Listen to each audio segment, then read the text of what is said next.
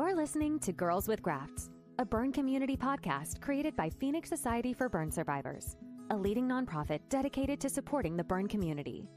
In this podcast, we'll talk with burn survivors, share resources to help with supporting and improving burn recovery, and discuss how to prevent burn injuries. Here are your hosts, burn survivors and Phoenix Society's marketing team, Amber Wilcox and Rachel Kudlak.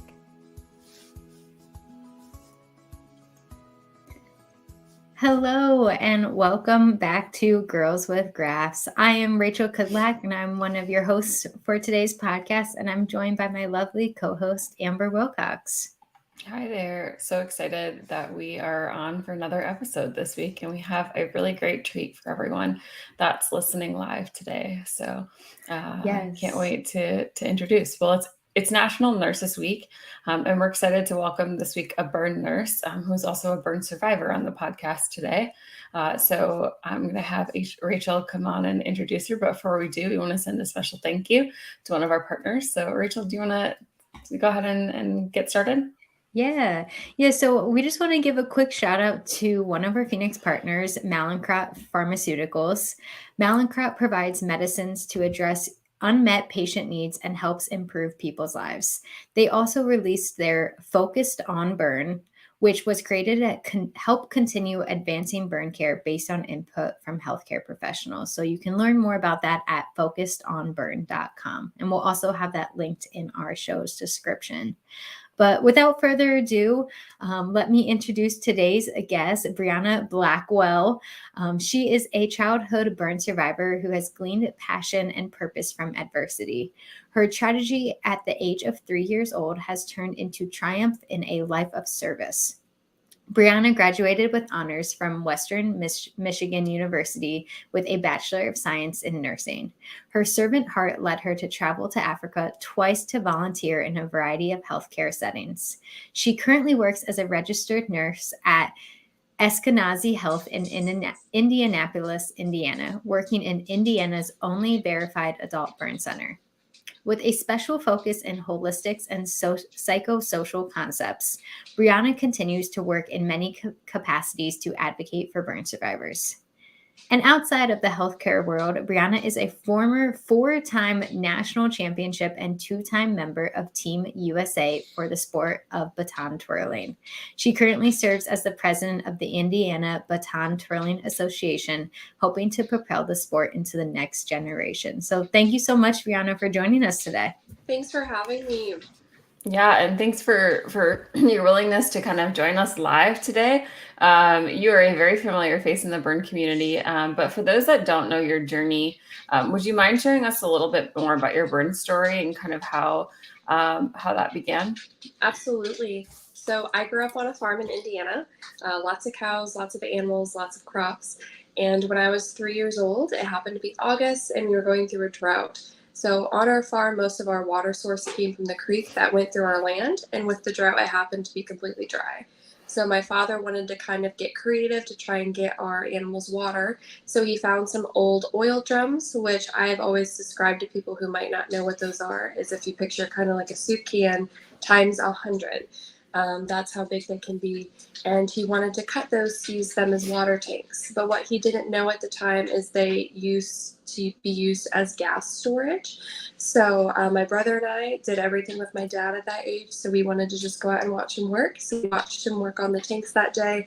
And when he lit the torch to begin cutting them to create the tanks, there was fumes inside of that tank that ignited and caused an explosion. Luckily, my brother knew he was old enough to run away, and I just did not. So I actually got stuck inside that explosion, which ended up causing third-degree burns to 60% of my body that I then went through all my treatment for. Yeah, and I mean, I am also a childhood burn survivor. I was also burned at the age of 3, so I'm sure we have some similar experiences. But can you just talk a little bit about, growing up as a burn survivor and just even, 3, you don't probably remember much even before that injury. So what it's been like kind of living your life and growing up as a burn survivor? I think being a childhood burn survivor, being a burn survivor in general is a very hard, traumatic, emotionally draining process. But being a child burn survivor is a very specific one with unique challenges. Like you mentioned, being 3 years old, you might not remember much. When you actually go through the process of memories, and when we start to form our memories, around the age of 2 to 3 years old is when those actually start. So I think if I look back, I might have one memory before my accident, and it's very brief. And then since then, really most of my life, all I remember is starting at my accident from the hospital and moving on. So I don't really have any of that before. The before story, the before picture of what my life was before my accident. This is just all I've grown up as. I've just always been Brie. I've always been a burn survivor. So that is definitely a different perspective I have with my story than some other survivors might have. With being a childhood burn survivor too, with this being all I've known, I've just grown into my skin this way. I've really never known the difference of not necessarily feeling tight in certain areas or working through certain things. It's all I've known. So having that sometimes I think can be a blessing, just knowing that this is what I have to work with and this is where I'm going to go, rather than having that before and after. But growing up, I think it also provided a unique challenge of trying to figure out who you are too, because you're a kid, you don't really have those life experiences, so everything you are learning about yourself and going through is through that survivor perspective, with the challenges and potential bullying and things that come along with that. So discovering who you are is also very difficult when you really didn't know who you were to begin with. Yeah, and I can relate to all of that. And I think, like you said, childhood burn survivors, we do have a unique set of challenges, but I do find it a blessing that this is all I've known my entire life. I've always been a burn survivor. I've never known what I've looked like without my burns. So I think that, that hurdle that maybe adult burn survivors face, or even, teenage burn survivors face, we don't necessarily have to go through. But then at the same time, you do have your bullying going through school, and kids don't know how to react to something that's different. So it's definitely, there's pros and cons to being a childhood burn survivor for sure. Absolutely. Yeah. Well, Brie, so I heard Rachel say you were a competitive baton twirler. How did that come to be that you became interested in baton twirling? Yeah, actually, it was because of my accident. So while I was being treated in the hospital, and we kind of had that timeline change of, is Brie going to survive, to how is Brie going to live her life? When I made that turn, the doctors started talking to my parents about, maybe as she grows up, she is a kid, we can put her in some type of activity that will help with flexibility, that can help her move. So it's almost acting as therapy, but I'm not constantly going to the hospital dreading therapy, dreading the sessions and the pain that comes along for that. I can almost be built in and something that I would really enjoy and want to go to. So they suggested dance classes and things like that. And my mom actually used to be a baton twirler when she was in high school. And so that's when that thought kind of came back. So she enrolled me in classes, and it started as a way for me to just stretch every day. If you aren't aware of what baton twirling is, it's very similar to color guard, but you have about a 30-inch piece of metal that's kind of like a stick, and there's a lot of fine motor movements with that. There's a lot of stretching, dance skills, gymnastic skills, a lot of work with your hands. So it was perfect for me. And it started as a therapy and more of a recreational activity. And as I grew up, I stuck with it and I fell in love with it. And then I went more competitive with it and just took it from there. Yeah, it's funny to hear you say that too, because I did the same thing. I did gymnastics. I didn't fall quite in love with it as you did with baton twirling, but yeah, that same idea of like how, and this is for children or adults. I mean, obviously always talk to your doctor and your healthcare team, but maybe there are fun ways that you can get that therapy in without necessarily going to a PT and going through the motions with them. But whether it's gymnastics, baton twirling, just stretching, yoga. I know Amber loves yoga, and that's helped her on her journey. So there are other ways to, get some of that relief in. But I wanted to ask you too. So I believe you have scars on your hands, correct? How did those, affect the baton twirling, or was that just really an aid in your journey in that relief? I think that's a great question that sometimes people don't think to ask, but it did. I had to do a lot of thinking outside the box with my coaches growing up of there is this specific move. This is normally how it's taught, but my fingers or my arm won't stretch a certain way. So how can we adapt this move to work for me, but also still work for obviously what the judges are looking for in the technical spot of the skill. So it was very difficult. Another thing I didn't realize for a long time because of twirling, so just the way my skin felt with the stretching and everything, a lot of times childhood burn survivors might have to have certain grafting or release surgeries almost every year as they grow up because their skin doesn't necessarily grow with them as someone who wasn't burned would. And the last surgery I had relatively close to my recovery was when I was in second grade. And with the ways baton twirling and dance helped the flexibility of my skin and stretch it, I didn't need another surgery until I was in 10th grade in high school. Wow. So it was almost a decade later. And with that, I was still twirling at the time. So I was dealing with a lot of restriction I felt in my arms with some of the movements. And the second I had that surgery and I went through my recovery and then I went back into training, it was a huge night and day difference for the way my skin felt. And I was no longer restricted to do some of those moves, to do some of those movements. And I think sometimes until you know what that difference is, you're never going to know what your body is restricting you of doing and what you might be capable of, because I think burn survivors, we just grow to adapt. Some ways that's positive and some ways that's negative. And I really learned in that moment that my body was adapting almost negatively, just coping with some of those contractures and tightness that I just thought was normal for me. But the second I chose to go and have that release surgery, I was open to a whole new way my body could felt that I had no idea about. It's interesting because we hear, have friends, right, that are in support group with us that have shared just that, like, and some that are years and years, like much older now and have gone years with just dealing with contractures and things the way they were.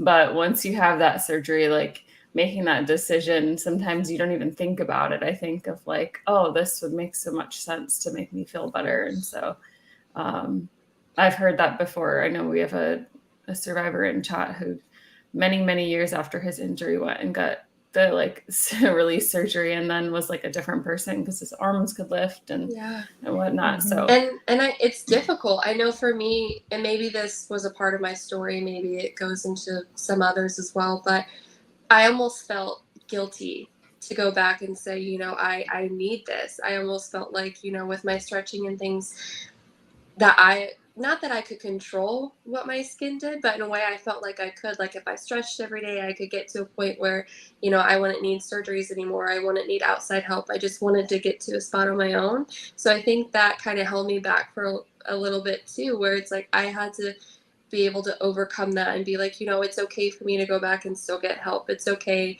to need a surgery if I feel better. And I think sometimes I grew up in a world that I didn't have any other burn survivors around me or anything like that. So that also might have come into play when I didn't necessarily have someone to lean on or talk to if this was normal. So you just never know what circumstance someone might be in and what might be limiting them to go back to a hospital and say, I think this might help or have that conversation. 100%. Yeah. And I mean, technology is constantly changing. I mean, even thinking when we were burned as kids, what the procedures are like in today's world. And Amber, even for you just a few years ago, technology is just constantly changing. So maybe if you are someone who's further out from your injury and is considering going back, it doesn't hurt to schedule an appointment and just see what options there are, because there may be brand new options that weren't there even a few years ago. Absolutely. Yeah. So you went on to twirl for Team USA, and that's really impressive. I didn't know that myself until Rachel just said that. But how did you feel when you get that invite, and what would you have thought, or would you have thought when you first started to do this as kind of your therapy, that you'd be able to compete for Team USA? Yeah, it was never my goal. Actually, my family and my coaches joke about this all the time, but in the state of Indiana, there's always a state fair contest where if you win that championship, you just get this beautiful red banner. And in the grand scheme of things, looking back at now, that competition doesn't get you anywhere or mean anything. But when I was a kid, I just wanted that red banner. And then when that was done, my coach said, what's next? And I said, what do you mean what's next? I got my banner. I'm good. And I was like 8 years old. So to me, that's all I wanted. And so with every experience just came just something so new and exciting. I think that was a blessing for me because I never really knew what my expectation was going to be. And I think that also came with being a burn survivor in the sport, because I was going through my own journey of learning how to adapt with my own body in this sport, walking into a gym every single day with my hair completely up, similar to gymnastics. In my accident, I lost my right ear, so my ear is completely exposed. We wear tight leotards, so pretty much every scar on my arm and my legs is also exposed. It's a very hard thing to do, to just walk in wearing and bearing your entire self to strangers and to people you don't even know, and then being judged on what you're doing on the floor. So going through that, I think I was just trying to do my best. And then as I progressed in the sport and I advanced and I was an elite twirler, I really wanted to use twirling as a platform to show people, when I walk in the gym, you might not know what I look like, what happened to me, you might be having questions. But the second I started twirling, that went away. People just respected me for the skill I had and what I could bring to the table. And that really helped me identify who I was, not only as a survivor, but a baton twirler and ultimately myself.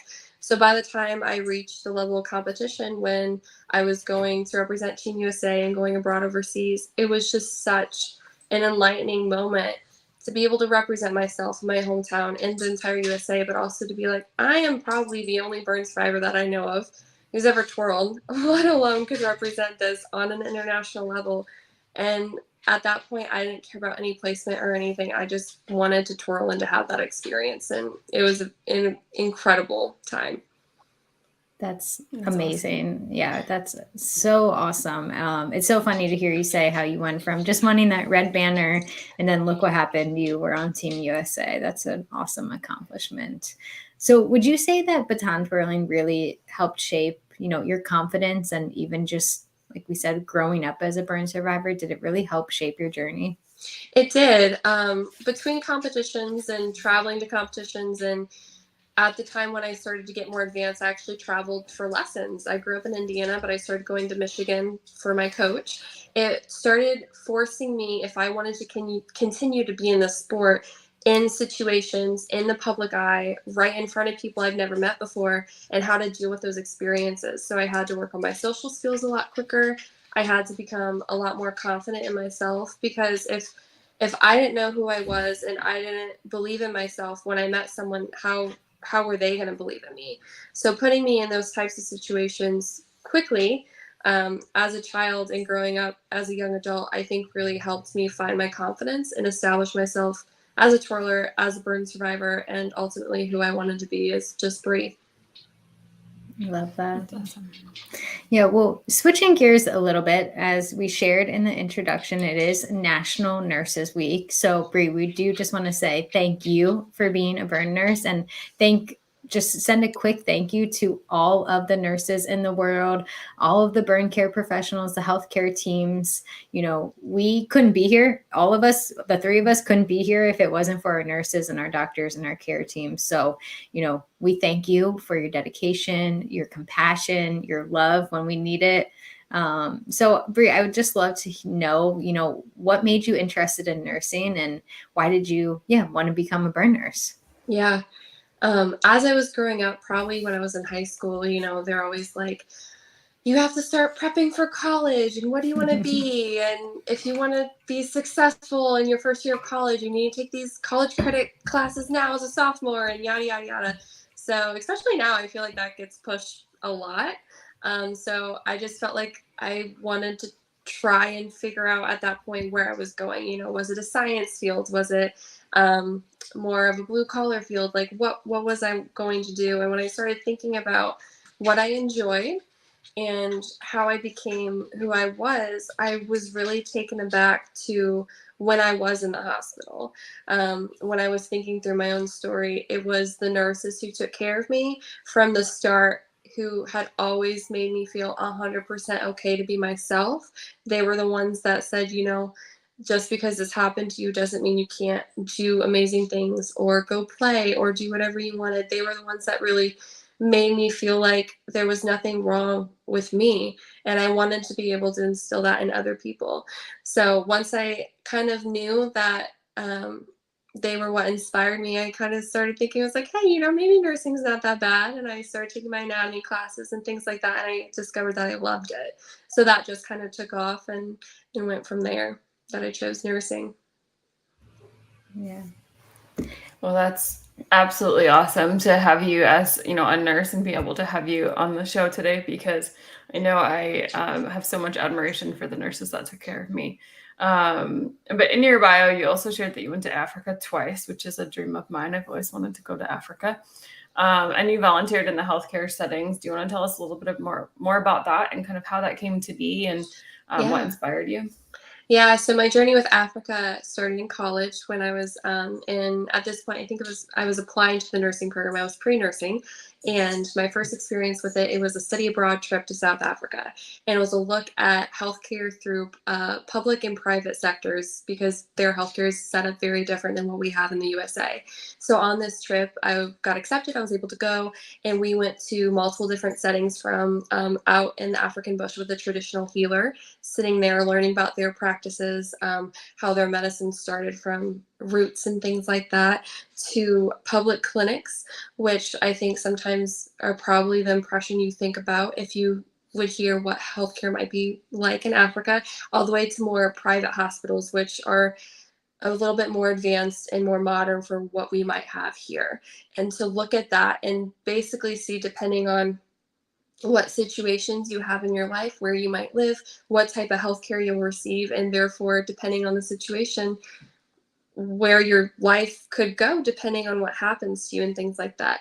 And my most memorable experience was I actually got to see a burn center in Africa, and seeing what things were like over there, with them working so hard and doing the best that they can with everything they had, in comparison just to the burn centers we have here. And really the only difference was funding and modern medicine.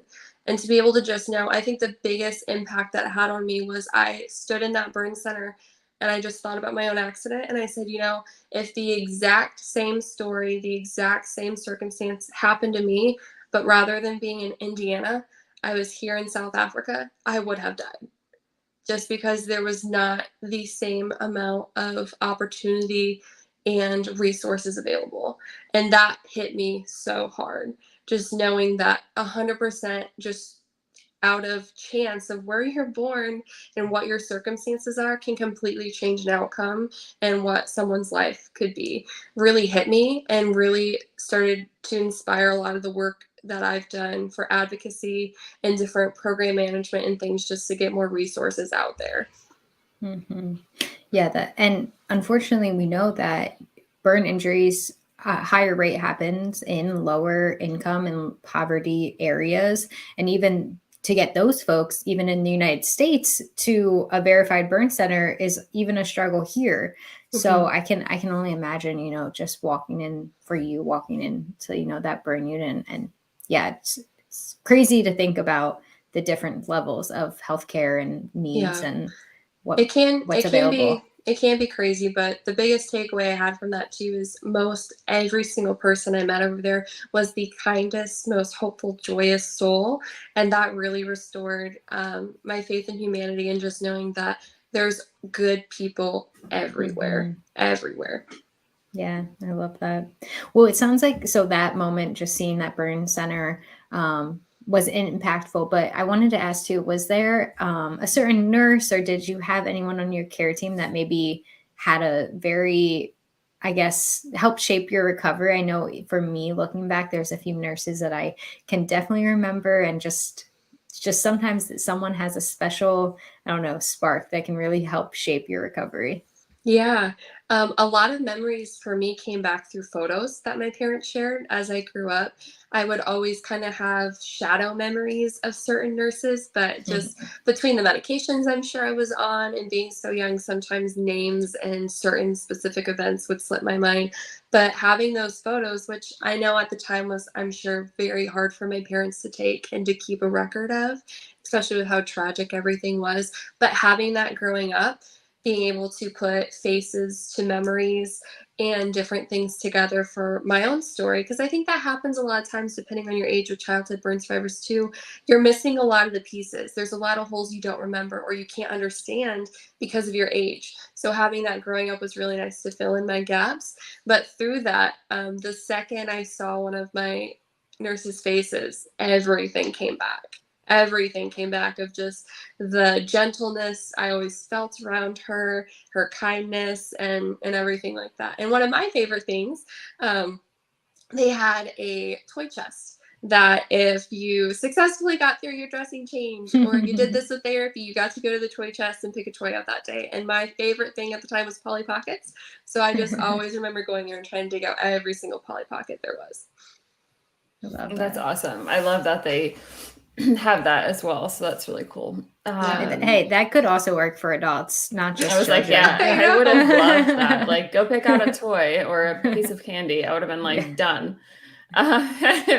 So as a burn nurse, I'm sure you get lots of questions all the time. And I do know we're taking questions here today. So if anyone out there is listening and has one, but what are some of the common questions that you get surrounding like, survivors and burn care? Like, I'm sure you get a ton, but I'm sure there's some common ones that you have in your pocket too. Yeah, something just I always do is it's very evident that I'm a survivor with my scars. So everyone's journey is very personal. So I don't necessarily go in a room and I shove it in their face that, hey, I'm a survivor too. Like, what do you have to talk about?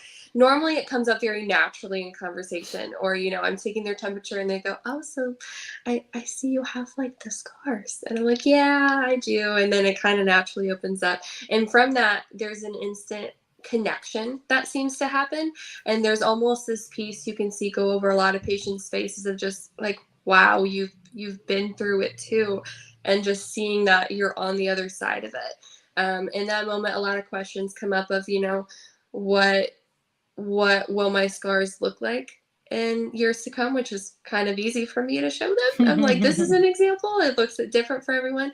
A lot of questions come up about pain. Will I be feeling this forever? And again, everything's very individualized for people, but I give them my experience. And then sometimes questions come up about, what are things like for you, at home, out in society, things like that. So a lot of times it's based around the scarring itself and the pain, or just getting back into their life. Mm-hmm. Yeah, it sounds like you're giving peer support while also giving the medical support as the nurse. Would you say there's any advantages or maybe additional challenges that you face since you are a burn survivor who's also caring for other burn Yeah, survivors? I'd say there's both. On the positives, being that person in the room, 100% understanding not only what the patient is going through in the bed, but the family members on the side of it is a huge positive, because you can connect with them very quickly. You can know exactly what shoes that they're in and kind of jump back yourself into that, and give them your own perspective, your own tips, and like truly do provide them with support of knowing and giving them the fact that they're not alone. Really understanding phenomenons and circumstances with the survivor, describing the pain that they're feeling. The second that I describe it to a T, they kind of look at me like, that's really bizarre, but like, yeah, you're right. And things like that. So just understanding and explaining the surgeries a little bit better. So I think everyone in healthcare probably does a really good job before you go to surgery explaining what's going to happen. But I think sometimes medical professionals have a really unfortunate way of just speaking on medical terms, not really explaining things more on a down-to-earth level. So kind of bringing that back and, before someone's going to surgery, do you have any questions? Do you understand what's going on? And really explaining it from the nursing perspective of this is technically what's going to happen, but this is also how you're going to feel. This is how you might respond to it. And this is kind of what it looks like on something you might understand has been really helpful. The cons, if you will, about potentially being a burn survivor in a burn unit is there's a lot of emotions that come up for you. In my first year, again, because I was a childhood burn survivor, there was a lot of pieces of my story that I was missing, and being on that front line of seeing the surgeries, seeing how things happen, having certain scars I didn't understand, and then understanding how those came to be, certain things like that was very emotional for me. And it took a lot for me to successfully learn that for myself, process it, but also in the moment, put that aside to be able to care for someone else is very difficult. And I don't think everyone in that circumstance could be able to do that. Mm-hmm. And I also think sometimes having that separation of seeing a survivor or some type of tragedy that, unfortunately not everyone will get to a point where they can leave the hospital or even survive. So being the person that as a nurse is working so hard, hanging every single medication, hanging your drips, titrating them accordingly, running your ventilator, burns are critical. So being that ICU nurse plus just trying to be connected and get them to that next day. And when it doesn't happen, it's hard for anyone, but being someone who's gone through it can also be more emotionally draining. Of sometimes you ask yourself, why did my situation work so perfectly, or why did this person work so perfectly and this one did not? So I think some of the cons that I am facing as a burn survivor are just naturally what's going to be there for me to try and work through things personally, but also make sure my priority at the time is my patient and their family. And then nursing as a whole always has hardships for if you are in the ICU setting, or, just as a whole, there's always going to be stuff you're working with as a nurse that's not ideal that you kind of have to get through. Mm-hmm. Do you find that you're called on by other team members, if like in certain circumstances, to potentially like ask for your support or to understand more about the injury because of your injury? Do you find that happens?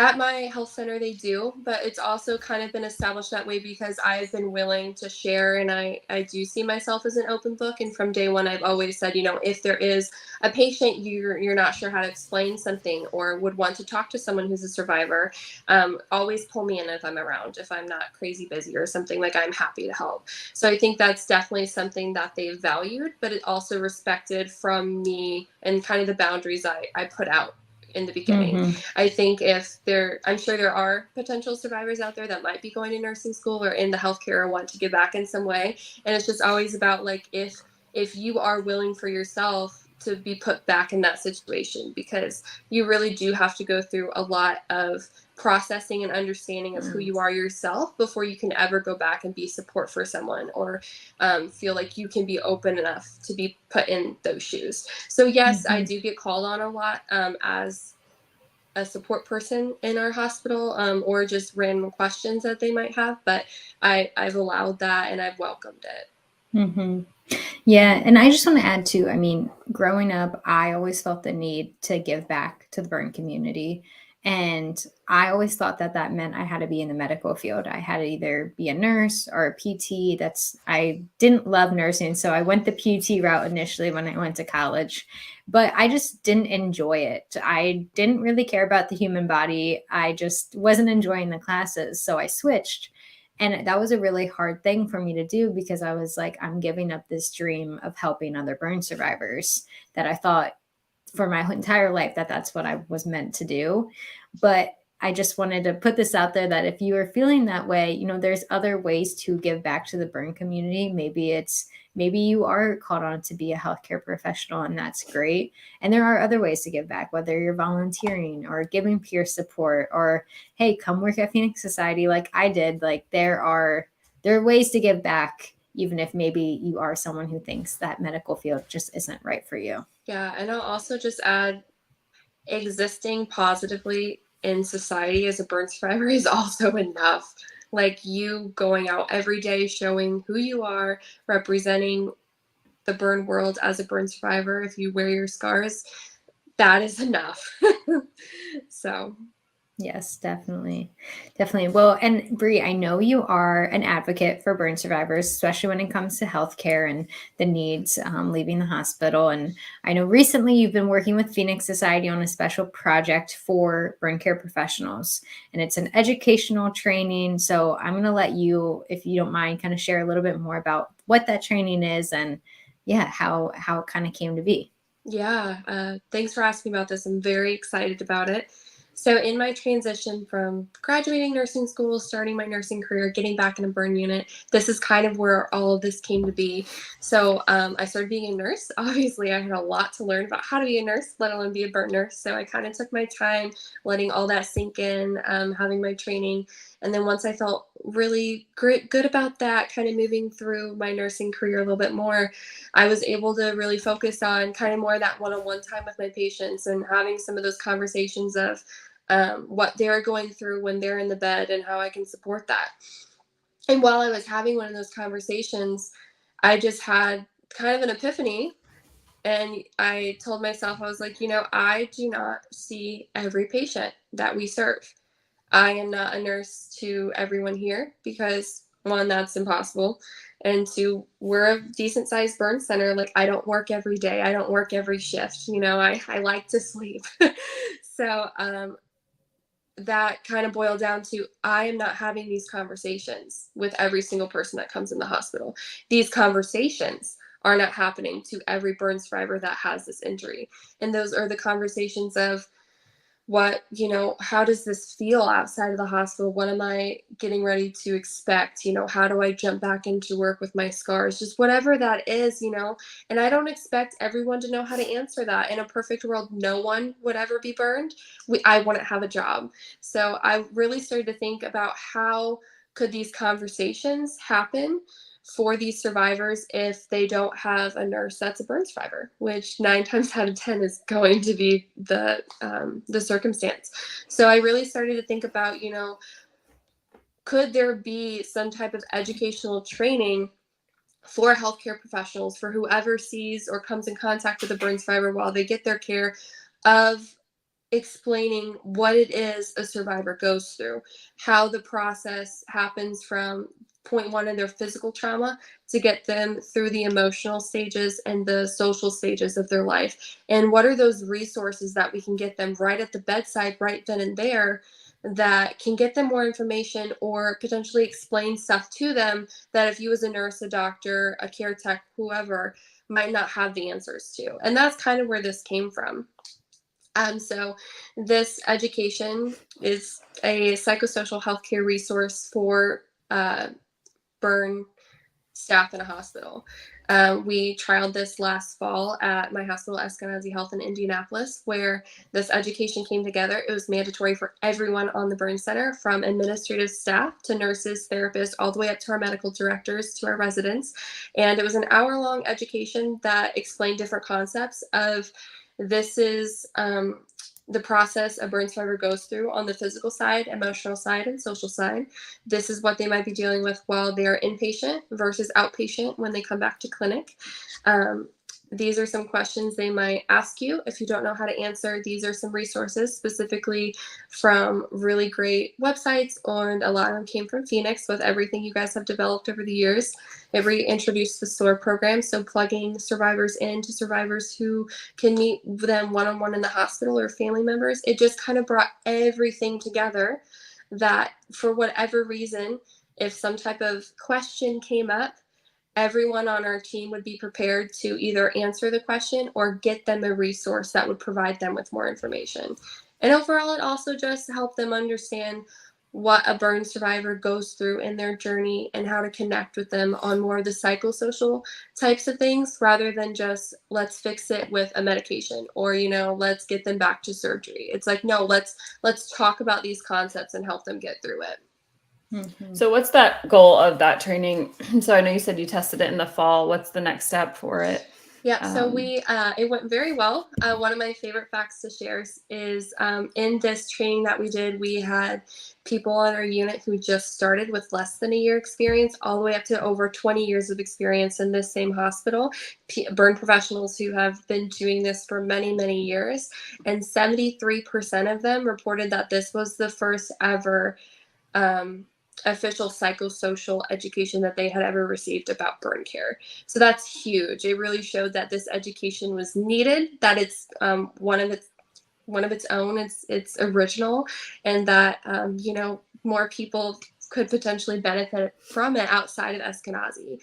So currently with Phoenix, we are working on trialing it with about 2 to 3 more hospitals this year, seeing fine-tuning the education, making sure the concepts are pretty solid that's within the education, seeing how other hospitals respond to it, with it being a hospital that I don't work at, with them not being familiar with who I am and some of those things. So we're currently trialing it at a couple other hospitals, and then hopefully by the end of next year, it will be fully available for any hospital in the US and abroad to implement as education in their own center.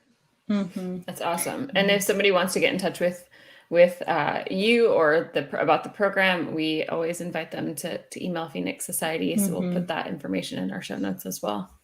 Yes. Yeah. I got to see some of the training behind the scenes, and it is so true when, I know the nurses and the care teams, especially when you're in the hospital, you're focused on that physical healing. But once you go home from the hospital, the real journey starts. So when the healthcare teams and the nurses and the doctors can, have these tools to help introduce, that emotional and mental healing to survivors early on, it can change the world for that survivor's journey. So Bri, we thank you for all the time and dedication you're spending on that training. It's going to be so valuable to the burn care community.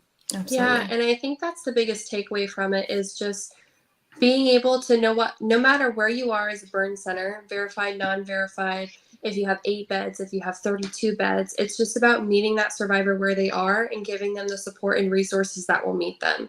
Not everyone's journey is the same. Some people will be willing to talk about what's going on in their life from day one. Some people might not ever be willing to open up. And the great thing is there's resources for every single one of those people. And even if they don't want it then, getting it in their hands, letting them take it home, and maybe if they ponder it, maybe 6 months to a year later, they're like, I remember them talking to me about something, and now's the time I want to dig into that. That's when it matters. It's just getting them the resources while they're in the hospital, so whenever they're going through some of this stuff, they have it, or they're at least exposed to it at some point, to get them in touch with who they need to be. That's the biggest point of it as well. Definitely. And I love too that you had, the admin staff up to the doctors all take the training, because you never know, a survivor could be walking out and just being like, oh wait, I did want to ask this quick question. Who can I talk to? And there's someone right there, and they ask away. So yeah, I'm so excited for that training. More is coming soon. So if you are interested, send us an email, get connected with Phoenix Society so you are up to date on when that training is released. So as we kind of also begin to wrap up today's podcast, the time is just flying by. Bri, I'd love to know what's your favorite part about your job? That's a hard question. I don't even know if I've been asked that before. Burn nursing is so special. I truly don't think there's anything out there that can compare to it in healthcare.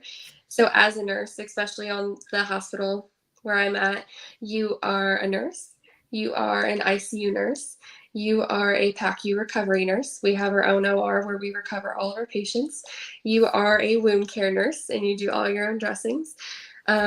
You are sometimes, a resource nurse running around just helping where you can be. There's so many disciplines of nursing wrapped into one job. We're also a dialysis nurse. We run our own dialysis. So if you're someone who really enjoys skills, working with your hands, being busy. And sometimes it's not always busy. You know, in the burn world, it's feast or famine. Sometimes it seems like everyone has an accident. Other times you're in a lull. We also treat frostbite. There's some other things out there, Stevens-Johnson syndrome, things that are very skin specific. That's not necessarily a burn that a burn center will also treat and take care of, because we are kind of the skin dressing wound care specialist. So there is so much that happens from a nursing perspective that I really enjoy having my brain kind of go through each individual disease process, learning about it, being able to build from it. And every single day I learn something new. I can never say or even think that in my career, even 20 years down the line, that I'm going to be able to know absolutely everything. It is such a constant building and learning experience. And, you know, this job, I'm not gonna lie, it's hard. As you just heard, there's a lot that gets put on you as a nurse, especially in a burn center, but emotionally treating these patients, getting them out the door, it's hard. There's a lot of days that you just feel drained and you don't sit down for the 12 hours, but knowing that you are one of those people that's going to get this person through the worst experience of their life and out the door is really rewarding. And on our unit, you know, we have our inpatient center where you see people from day one. And then we also have our outpatient clinic, like a lot of burn centers have. So you not only get to see them through the worst of times, but you get to see these patients come back and you get to see the journey after. And that's what's really rewarding, is when you have that patient come back and you see them get to where you always knew they could be, and they're successful and going about their journey again. And that's really rewarding. Yeah, I know some of my like favorite nurses were the ones that like just continued to like cheer me on throughout the entire journey. But I know I like the nurses are what kind of make your experience, right? You see the doctors like here and there, but the nurses are what's taking care of you around the clock. And being in like the COVID, you know, era of a burn injury, it was really scary for me to not have like family around. And so those nurses and the staff that were there, like kind of became like your family, supporting you throughout that journey when like I couldn't always have my husband there or whatnot. So nurses, yes, have gone a long way. It looks like we have some folks coming in to thank all of their nurses. And yes, I would not be here without my nurses, and I could tell you their names even many years out. So it is definitely a great experience to have a nurse that just truly cares about their work. With that said, Bri, what do you wish all nurses? I know last week I was at a retreat for burn survivors, and one of the nurses there said, like, what do you wish nurses would know about burn survivors? And I think being a burn nurse, what do you wish like other nurses knew that maybe like they don't because of their experience and because they haven't been burned? Or what advice would you give to somebody who's brand new in burn care? As far as giving advice to someone who's brand new in burn care, I always say that truly do give yourself grace, especially if you are a new grad and you're hired into a burn center like I was. You're not only trying to learn how to be a nurse, but you're learning all of those crazy things I talked about. It's a lot for any nurse to learn one of those roles, let alone all 10, however many hats you have of them. So just to continue to give yourself grace. And even if you're a nurse just starting on a burn unit, if you have that experience, always know that burn care, again, is just so specialized. You're probably going to be learning things that don't necessarily feel like it might be right. It might be very different from what you've known before, but have the patience, have the grace to learn it, because it truly is worth it to be able to stay in that area on that unit for a long time and to grow in different aspects, from just, you know, being the nurse at the bedside to, if you choose to, start participating in different rounding or different meetings that you might have, wherever you feel like your niche is. There's a lot of opportunities in a burn center to find it.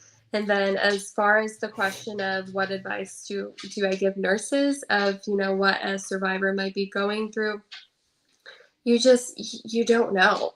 So sometimes I think as burn nurses, we see case by case by case that,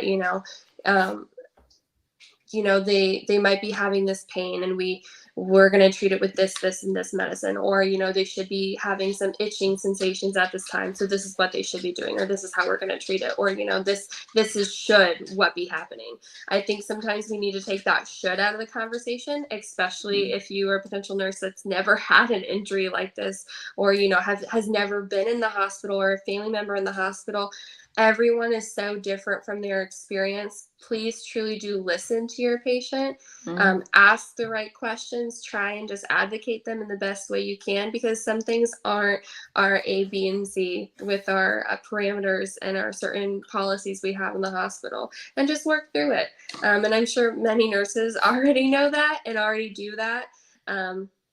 But I think in a burn center, sometimes I even do it, and I'm a survivor, where sometimes I just get so into my routine, or so, I don't want to say burnout, but sometimes you get close to that where it's like, I just need to get through my shift and get home. But it's like, no, take a second, give yourself grace, give the patient grace, have patience, and actually understand what's going on and what can be the best course for them, rather than the generalized course that we do a lot of the times. Yeah, and I mentioned this a lot to the nurse that asked this question just last week. And I said, I think it's really difficult sometimes to know, like, we deal with a lot of trauma with our injury. And I know that time for me was really scary. And like being in the hospital at any point is really scary for me. So like for me, communication is really important, right? And then to earn my trust. So I know there were the nurses that would come in and not say anything, right? I've had both bad nurses and both good nurses, and the good nurses were the ones that like not only kind of just came in and did their job, but they came in and they spent time getting to know me, or spent time just at least with me for a few moments before they went and did whatever they had to do, and prepared me in that way. Because for me, like approaching it in a way that felt less traumatic, right? If you are there to support me and help me versus coming in and just doing your job, right? And I know, like you mentioned, it's a tough job, but at the same time, I think it's really important that nurses come in and are more approachable in terms of, because what you're about to do can be really scary, and sometimes, right? Like whether it's a dressing change or what. And it's your life, right? You're the one in the hospital bed. So I think the biggest thing that's affected my nursing career is in college. And I'm sure a lot of people know this or have heard of it, but time after time, the nursing profession has been voted by the general public multiple times as the #1 most trusted profession in America. So what does that mean? It means if you come into a room and you say, "Hi, I'm Brianna, your nurse today," automatically you are given trust. You are given, okay, whatever she says goes. You're given that right to be in that patient room and enter their life. And sometimes any other circumstance would be very, very vulnerable and almost not accepted. So it's like, to be a nurse, given that automatic trust, it's like respect that and honor that to who you're serving. Yeah. And unfortunately for me, I've had that other end of the experience where it wasn't positive. So for me, you coming in and telling me that doesn't mean anything to me, right? Like I want to know, know like what you're going to do. And so I think for me, I've had to set those boundaries as a survivor to say like, hey, I'm very fearful of whatever it is. So I need you to explain this to me before I know. And I think that's really important, is to like never know what situation you're walking into, right? Because somebody may have had a bad experience in the past, and that makes me like that much more heightened of like nerves when I do go into those situations. Definitely. Awesome. Well, Bree, thank you so much for joining us today for National Nurses Week. We do have 2 more questions before we wrap up for you, but I do just want to give another shout out to all of the nurses, all of the burn care professionals, the healthcare teams. We wouldn't be here without you. And we so appreciate you, and we should celebrate you all the time, not just this one week, but especially this week. We want to just say thank you for all that you do. Absolutely. And if you have any nurses you want to shout out while we're still on today, I know we've gotten a couple in, feel free to, or leave a comment below, shouting out or tagging your favorite nurse. We would love to show them some love today for sure. Yes. Well, awesome. Oh, go ahead, Amber. I'll let you go first. Bree, you always know you ask 2 questions of anyone that's a guest on the show. So the first, and I think this is really important, this first question, because I think it sounds like burn nurses do need a lot of self-care, in addition to, you have a tough job. So what does that look like for you? I know, I think you said you just worked a night shift, right? So sleep is probably really good for you right now. I really love sleep. But what do you do for some self-care for yourself as well when you've had like a tough shift? Yeah, I think self-care is something, especially now in the past 5 years, that has really grown to be important. And it is important and should have always been important. But for me, as you guys have learned, the Taj twirling was a huge part of my life. So I do really enjoy having some piece of fitness in. I went my first year or so after college, being finished with twirling, not really having something fitness related in my life, and I almost felt like a piece of me was missing. So I just recently gained that back, and that's a part of kind of a way that once or twice a week I can go and just have my own time and really enjoy myself, and it gives me back that piece that I felt like I had for 20 some years of my life. So that's really important to me. And I'm such a foodie. Like, food is self-care. Get your ice cream, get your tacos, enjoy it. It's meant to be enjoyed. So for me, I really like having the time where I can go to my fitness class once a week and then go get my ice cream, because also I just worked out. So therefore I can eat more calories. Yes, I love that. I feel that 100%. You go to the gym, and then once you're done, you treat yourself with some good food. So I love that. And our last question today is whether or not, if you do celebrate your burn anniversary, that's kind of part one. And if you do celebrate it, what are some ways maybe you've celebrated over the years? Yes. This was always very fun for me to kind of learn about growing up since I was a child, because on that day, I always felt something, right? You're pulled in a certain way. Sometimes it can be positive emotions, sometimes it can be negative. I've had burn anniversaries where I've had both experiences. But growing up over time, I did learn to celebrate it. And so on that day, it's the one day a year I completely do things for myself. As I'm sure you guys have learned in this podcast, I do a lot for other people, and I'm really proud of that. And that's a part of how I feel connected to the world, and I do serve, and I don't ever really feel like I do too much. I enjoy doing it, but I do also realize that on that day, I really just want to have time for myself and celebrate me. So the past couple years, I've booked a massage. I've gone to my favorite restaurant. I have in the past turned off my phone, because I think sometimes that can be a distractor for me. And like, I'll always talk to my parents and some close friends, but after that, I truly have a day separated from everything else, and whatever I feel like doing that day, I'll do for me. And that's how I celebrate it. Yeah, that's how I celebrated this year. And it was nice to just kind of like shut off, go do a massage at the spa, and like relax and just be, sometimes it just needs to be quiet, right? So that's definitely a good way to celebrate. Well, we are wrapping up here, but any last final thoughts for anyone listening today, Bree, or anything you want to share about National Nurses Week?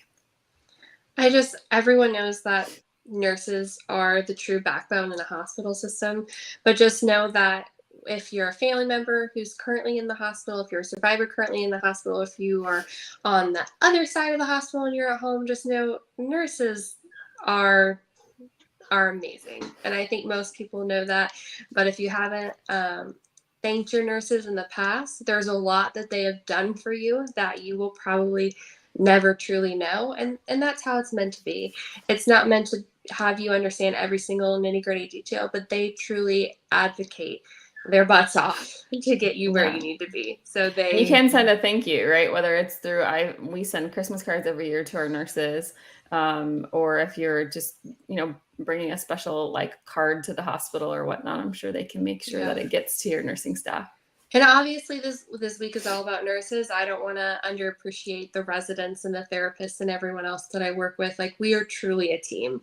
You don't get out of the hospital by just one person, but I'm a nurse, and this week is about nurses. So just know that nurses are truly incredible, especially the ones working in a burn center. They wear many, many hats, and they perform it extremely well. So if you ever do happen to find yourself in a burn center, unfortunately are there, and I'm sorry that you're there, but at the same time, you're very lucky to be where you are because they know exactly what they're doing.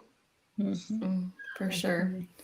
Well, thank you so much, Bree, for being with us today. And thank you all who have sent little thank you notes to anyone listening today. And feel free to continue the conversation in our chat. But with that, we'll leave more information about Bree and all of the great things she's doing with Eskenazi in our show notes. And Bree, we really appreciate it and wish you a happy Nurses Week. Thank you. Thank you for having me, allowing me to share my story and discuss some of the fun projects I'm working on. But I don't know if you've heard, I have some puppies back there I'm going to go check on. So yes, thank you so much, Bree. We appreciate it. Yeah, have a good week. Bye.